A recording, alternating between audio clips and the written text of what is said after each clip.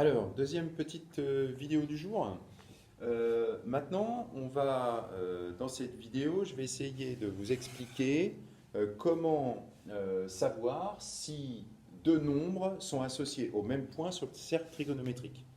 Un exemple, je prends 103 pi divisé par 3 et 37 pi divisé par 3. Est-ce que ces deux nombres sont associés au même point sur le cercle trigonométrique? Alors, comme on vient de voir dans les vidéos juste avant, il faudrait essayer de simplifier ce 103 pi sur 3 et ce 37 pi sur 3, savoir où ils arrivent sur le cercle, d'accord? En divisant 103 par 3, en divisant 37 par 3 et en enlevant un multiple de 2 pi, comme je vous ai expliqué tout à l'heure dans la première vidéo. Malgré tout, il y a quelque chose de plus simple à faire ici, qui est de savoir, est-ce que, alors visiblement ici 103 pi sur 3 est plus important que 37 pi sur 3, c'est-à-dire que je vais essayer de placer 37 pi sur 3, je pourrais, et ensuite rajouter des tours supplémentaires, d'accord? Donc rajouter des multiples de 2 pi. C'est aussi possible, mais on va essayer de faire plus simple. Alors faire plus simple, c'est quoi? Vous savez que si je prends un point sur le cercle trigonométrique, d'accord? Si je fais un tour supplémentaire, je rajoute 2 pi, c'est-à-dire que l'écart entre ces deux points-là, entre ces deux nombres, est 2 pi. Si je rajoute un tour encore, l'écart est de 4 pi. Donc, je rajoute un multiple de 2 pi. C'est-à-dire que la différence entre un nombre et un autre nombre est égale à 2 pi. D'accord? Pour pouvoir arriver sur le même point. Donc pour savoir si 103 pi sur 3 et 37 pi sur 3 sont associés au même point sur le cercle trigonométrique, eh bien je vais tout simplement calculer la différence entre les deux, la différence entre ces deux valeurs-là, et si ces deux valeurs-là, cette différence-là est un multiple de 2 pi, eh bien ça signifie que les points sont associés, les nombres sont associés au même point sur le cercle trigonométrique. D'accord? Donc on va calculer 103 pi divisé par 3 moins 37 pi divisé par 3, et je vais calculer combien ça vaut.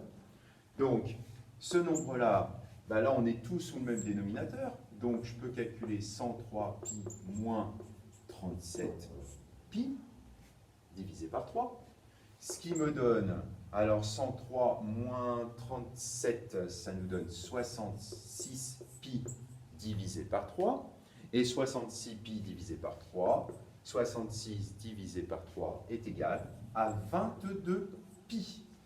D'accord? Donc la différence entre ces nombres-là, c'est 22 pi. Or, 22 pi, c'est combien de fois 2 pi? C'est 11 fois 2 pi. C'est-à-dire que la différence, la distance en fait qu'on parcourt entre 37 pi sur 3 et 103 pi sur 3, eh bien c'est 22 pi, donc 11 tours de plus. Donc une fois que j'ai positionné mon 37 pi sur 3, je ne sais pas où il est sur le cercle trigonométrique, je ne l'ai pas calculé. Par contre, je sais que pour passer de 37 pi sur 3 à 103 pi sur 3, il faut que je fasse 11 tours de plus sur mon cercle trigonométrique. D'accord? Donc ici, on a bien un multiple de 2 pi, donc 103 pi sur 3 et 37 pi sur 3 sont bien associés au même point sur le cercle trigonométrique. D'accord? Un autre exemple pour vous montrer. Est-ce que, alors je reprends ces deux nombres-là, mais je vais mettre sur 6. Est-ce que 103 pi sur 6 et 37 pi sur 6 sont associés au même point sur le cercle trigonométrique? Même démarche, je soustrais 103 pi sur 6 moins 37 pi sur 6. Alors ça c'est égal, on a calculé tout à l'heure 103 moins 37, ça nous donne 66. Donc sauf qu'ici on a 66 pi sur 6. Et 66 divisé par 6, ça fait 11 pi. D'accord? C'est-à-dire que l'écart qu'il y a entre l'écart de distance qu'il y a entre 37 pi sur 6 et 103 pi sur 6, c'est 11 pi. Est-ce que ce nombre-là, 11 pi, est un multiple de 2 pi? 11 pi est-il un multiple de pi? C'est-à-dire, est-ce que je peux l'écrire à un nombre entier fois 2pi, comme je l'ai fait tout à l'heure dans le premier cas? Eh bien non. 11pi, c'est 5,5 fois 2pi.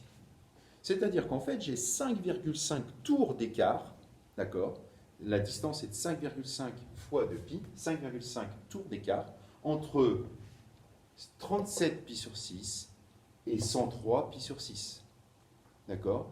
Donc, au final, ça veut dire que 37 pi sur 6 et 103 pi sur 6 ne sont pas associés au même point sur le cercle trigonométrique. D'accord? Donc, voilà la démarche. Pour savoir si deux points sont associés, pour savoir si deux nombres sont associés au même point sur le cercle trigonométrique, je résume. On soustrait les deux nombres et on regarde si la soustraction, le résultat de la soustraction, ici, est un multiple de 2pi. Alors, voilà pour le cours. Donc, ce que vous allez faire pour lundi, c'est l'exercice, que je vous dis pas de bêtises, 24 et 25, page 202. Donc, pour lundi, exercice 24 et 25. Page 202. D'accord? Voilà, bon courage, à bientôt.